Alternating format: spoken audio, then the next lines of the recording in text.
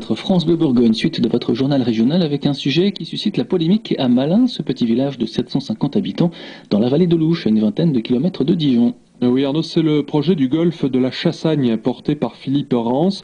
Il a acheté 104 hectares de bois et de prés sur Malin et 4 hectares à Sainte-Marie-sur-Ouche et il prévoit de créer un golfe de 44 hectares sur Malin en construisant 15 villas à Sainte-Marie. Les municipalités des deux villages et la communauté de communes de la vallée de l'Ouche ont donné leur accord, mais le projet ne fait pas l'unanimité pour autant chez les élus comme chez les habitants.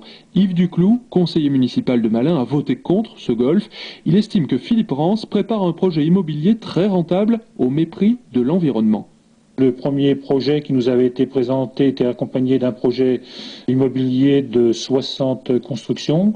La commune de Malin a refusé ces constructions et actuellement seule Sainte-Marie envisage l'autorisation de 15 pavillons sur le petit morceau de territoire de cette propriété. Le vrai projet, c'est un projet immobilier. Le golfe sert à cacher ceci. D'ailleurs, il nous a été clairement dit en cours de réunion publique que si Malin, dans 10 ans, autorisait des constructions nouvelles, ça ne poserait aucun problème aux promoteurs.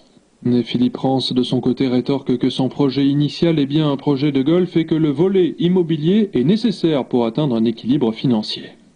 Évidemment, en immobilier, on est obligé d'en faire. On n'est pas des gens suicidaires. Aujourd'hui en France, si on veut avoir un projet cohérent et ne pas faire faillite dans le golf, il faut effectivement de l'immobilier à côté. L'amortissement d'un golf, c'est quelque chose de très très difficile.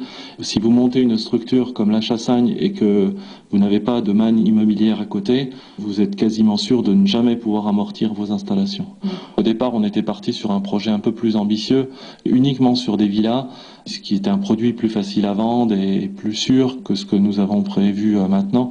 Étant donné que Malin donc a refusé ce projet de villa, donc on s'est orienté sur Sainte-Marie et là on a dû le limiter à 15, mais pas plus.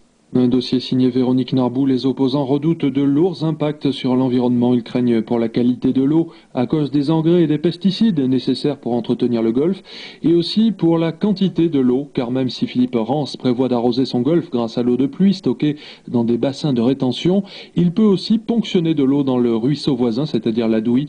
Or l'eau est déjà peu abondante dans le secteur selon les riverains.